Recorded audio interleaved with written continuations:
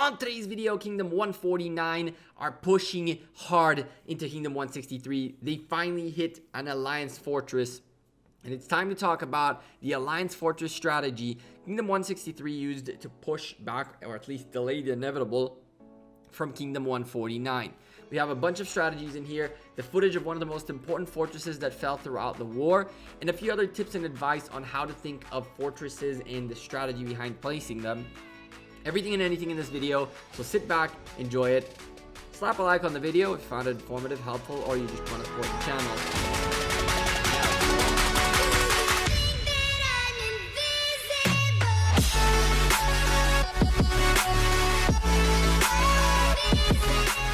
Hey there YouTube, welcome back to Gekko Gaming. Today we watch this mad fort as it madnessly doesn't go down. We're going to see a rally in here in a moment by SAS Jabba in there going strong. This fortress has to go down, but the folks in 163 will not let it go easily. Here's the thing. Kingdom 163 really wanted to try to hold onto their ground as much as possible, more than actually winning to an extent.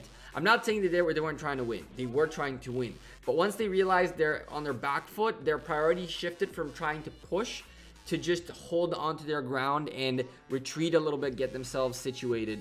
And so the Alliance fortresses were dropping everywhere. This is one Alliance fortress which has one right below it, which is barely out of the shot. And what they did is consistently had these multiple 1 to 2 Alliance fortresses surrounded by cities, either bubbled or not bubbled, and they consistently kept dropping these fortresses. Now, these two mad fortresses were a really cool instance where we got to see the folks from all over Kingdom 149 rallying out the wazoo in this thing. A couple things shifted in the meta of Lost Kingdom. One of them being the way people are using their fortresses. The first Lost Kingdom, people used fortresses primarily to secure potential passes. You know, drop a fortress close to a pass that you want to get to, then connect the flags. Other people used it to push forward in a battlefield situation. But nowadays, what we're noticing is the use of fortresses just as buffers, and sometimes as bait. We saw Kingdom 196 use a few of their sub-alliances, extra resources to put forts in locations to kind of make Kingdom 157 and Kingdom 86 try to go against those quicker. And that was a really cool technique. But 163's main resilience was, we're going to keep holding onto as much territory as possible around. And then even if you take our fortress out, we are going to definitely get someone to port away, drop a fortress and make sure it builds, and then you have a few extra days of burning our fortresses. This kept going on for a little while, and it got to the point where they got all the way to the level 5 pass. There were 2 or even 3 fortresses by VNV, and they also held all the area nearby with a bunch of bubbled cities. And every time the guys from 149 would burn one fortress, they would move someone and drop another fortress. They dropped flags. They did everything they could to get the delay in. Now, using fortresses for delaying and for holding position is not the worst idea ever. However, the way you use it, it has to be either for holding onto ground, and therefore you're not putting it too far forward, but also you can't put it too far back or else it's useless. Or you use it to gain ground and gain strategy, essentially. One of the things that I've noticed throughout wars with the War of 149 and 163 is that 163 consistently dropped fortresses in locations and in positions so that they would back each other up and kind of make a wall of fortresses, which would just take longer for 149 to progress, which was really dope.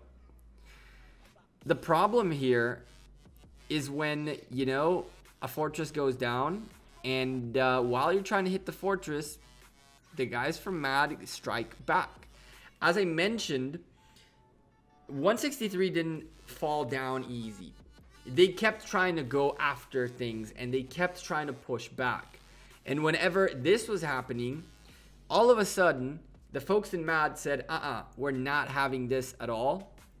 And the rally was sent out into the flag that was right next to where this fortress was.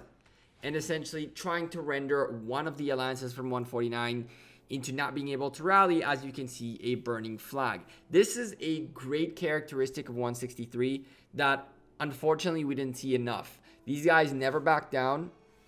And even when they're getting attacked by SIS, which you can see Jabba in there and holding the area, they don't care. They sent the rally onto the flag. The flag is burning, diverted the attention a little bit, and kept doing what they were doing all match long, which is straight up delay the inevitable. We have a rally here. One rally that we didn't get to catch was Notorious, who rallied at the Mad Fortress, which is being held by George. That Mad Fortress has been burning, and it keeps getting burned. And it got to the point where 2 alliances from 149 and an alliance from Kingdom 185 made it to the zone of that fortress to triple rally it. 185 at this point had stepped out of the ring against JWM, and now we're looking at, against Kingdom 59, and now they're looking at trying to get a little bit of action with Kingdom 149 in here before the next passes opened up, where yet again madness ensued.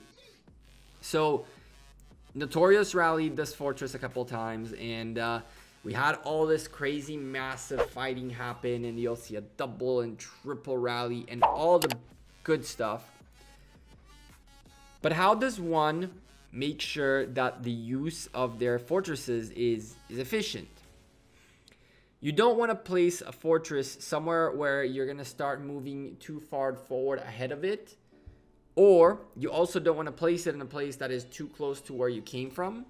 At the same time, you do want to place it in a position where it's far enough out there that you can use it as a buffer, but it's also not too far out that it's irrelevant, that you can get cut from around and then that thing is useless. During the war, what Kingdom 163 consistently did is they made sure they had the whole area surrounding the places where they dropped forts with farm accounts bubbled up, and then they could move those very quickly, very efficiently, and place another fort all right next to the current one existing. And while the one that's currently existing was being rallied, the other one that was on the other side wasn't within the range of flags, and so now you got to burn the first one to get the second one. And while that happens, the second one is getting constructed, and 163 played their cards perfectly when it came to double, triple fortressing just to get these guys from 149 to slow down. And the nice thing about this, and the best reason to use forts as a position of both, not necessarily defense but offense, it's the fact that once it's built, it'll take a long time to burn. And you can at any point mount a offensive where you would fill that fort that is burning for, 10 hours, and all of a sudden stop it from burning, start healing it and holding on to it. Now again, you're requiring the enemy to once again get onto the mindset of we gotta grind this fortress down. And that's what 163 did. 149 at some point were completely dominant on the field when it came to flags. And 163 realized that, and so they started slowly and steadily moving their fortress buffer every time it burned. They moved it a little bit backwards, tried to hold the front as much as possible, and then every single time 149 made a little bit of progress, they would run into fortresses again. Now these fortresses sometimes were fully booked, sometimes they were one shot and destroyed, and sometimes they were even turned deleted. There were 2 situations where fortresses were about to go down and then you just got straight up deleted, because why watch it burn? If I can delete it fast enough and place another one, 10 out of 10. And it ended up getting to a point where when it got towards the end for VNV fortresses, the guys from MAD, from Ahaka, from War Z, from FENR, and all those folks had to spread around and have so much presence on the field so that once they destroy a fortress, nobody can just teleport away and another one would drop in. And so it took them a little bit to get through that massive, there was a huge carpet of bubbled cities all over the place, and every time a fortress would go down, one of them would move to make space for another one, and they would refill it, rebuild it, and that lasted for a little while. But the folks of 149 figured it out. So we're watching a little bit of madness everywhere. This is the counter-offensive that was happening while the rally on the fort that is a little bit to the left from what you're seeing is. This is, again, a testament to 163, who never caved, never fell down. And every time they found an opportunity to attack back, they definitely took it. And while the results weren't as favorable, they never backed off. And that was the cool thing. Another rally here by Jabba, slowly chipping away at the troops, slowly and steadily. Another rally right in there. And just like that, look at how many rallies hit that fortress. Look at how many rallies hit that fortress. And Jabba going nuts with his solo cities. All those dead tier 5s, Jabba. My goodness. But no care in the world. You know why? Because there's a triple rally hitting this thing plus Jabba. How can it survive? And so again, EP with a rally on the fortress. And in a moment, the rest of the folks will show up. You see George right up there in mad, doing whatever he can to hold on. He's the captain inside this Alliance fortress. But slowly and steadily, that open field was getting very, very, very clean. And the guys rallying this fortress were growing in numbers every single time. You have a second rally by War Z right there going on right now. And in a moment, one more coming from Jabba yet again. Nothing you can do about this except do as much as you can to hold for as long as you can and try to drop another one instantly after. But quite frankly, there's a double rally right here, one more rally coming in a moment. What can someone do? So this was most of the war of attrition, of the war of attrition portion of this war. The reason there was all this is that because it was primarily because Kingdom 163 got to a point where they said, we just want to hold until 103 can get here. We just want to hold until we have a little bit of an extra edge to attack back. And so every time this would happen. Now, I mentioned to you guys that towards the end of the video, I was going to tell you why this fortress was so important. This was one of those fortresses where it was kind of surrounded by 149 all over the place. If you take a look right next to the fortress, there is a flag that is not burning, but it'll burn in a moment and go away. And there are quite a few of those all around this fortress. And Kingdom 149, while they waited for the fortress to burn, coordinated the rest of the flags to go down kind of at the same time. And a lot of people got caught off guard. You can see there's a few folks right here already ported right next to that fortress who aren't bubbled and are still here. The fortress is still fully healed, so no point in getting out. But as you can see, this area was highly populated. And it led to a very, very, very cool next video where the folks at 149 took out this Alliance fortress.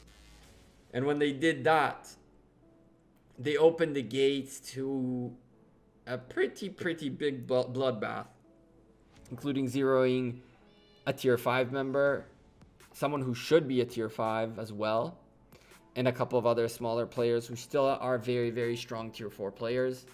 One after the other, rallies all over the place. But that video is coming out tomorrow. Make sure you are subscribed to the channel and turn on the bell so you get a notification when that video comes out. But yeah, it's going to be nuts. And this fortress keeps getting hit again and again and again. It was just ridiculous. I want to show you guys what ended up being the most ridiculous report. Like, there were triple rallies in here, Notorious going crazy, Krecho, I think his name is. Sorry, I can barely see it from here. Krecho from War Z going nuts at it. Jabba, 3 rallies back to back to back. And look at how many troops Mad are losing. Mad are losing so many troops. It is just ridiculous. Jabba picked up the end tail of what was in that fortress. So not that many kills, but still, what a crazy triple rally. And these guys just kept going at it. This is what 149ers are notorious for. Just brute force, go in, go hard. I love it. Anyway, we're going to keep watching the end of this. And you can see more rallies happening. All of this is what you guys just saw in the report. Just wanted to end on a good note with a little bit of war happening in the background. Tomorrow's video is going to be pretty much what happened right after that fortress went out the window, and trust me, you do not want to miss it. And then we're going to start covering the Zone 6 areas, what happened, where happened, who decided what. A lot of things happened in between. 196 even had a little bit of a push out when it came to KE of the last mightiest governor. So we have that coverage as well. And of course, what the next thing is, there's going to be a few changes, including the fact that my jumper is going to change and move somewhere else. It's under the 25 million power cut for top 32 kingdoms. So we're going to go find it a good new home. While the third rally comes in here again, rallies after rallies after rallies. Can you count how many there are? Because I see 4. You don't only have the blue one down below, you have, well, you have SIS's Java, you have War Z, EP, and one of the pink alliances right there also going at it. That's 4 rallies. How insane is that? And this got to a point where there were rallies on top of rallies on top of rallies, a counter rally to a rally, which led to a third rally. It was just nuts. And then at the end, of course, you have to burn, right? You have to burn. Nothing you can do about this. I hope you guys enjoyed this video. I'm Gekko. I'm out of here. Thank you again very much for all your continued support. Thank you for enjoying the video. Again, if you found it informative, helpful, anything, smash a like on the video. Twitter, Facebook, Instagram, and Discord in the description down below. You're welcome to leave me a comment with feedback, comments, suggestions, improvement, advice, anything and anything, questions, whatever, in the comments down below. And I'll see you guys sooner rather than later. Enjoy the rest of your day. Peace.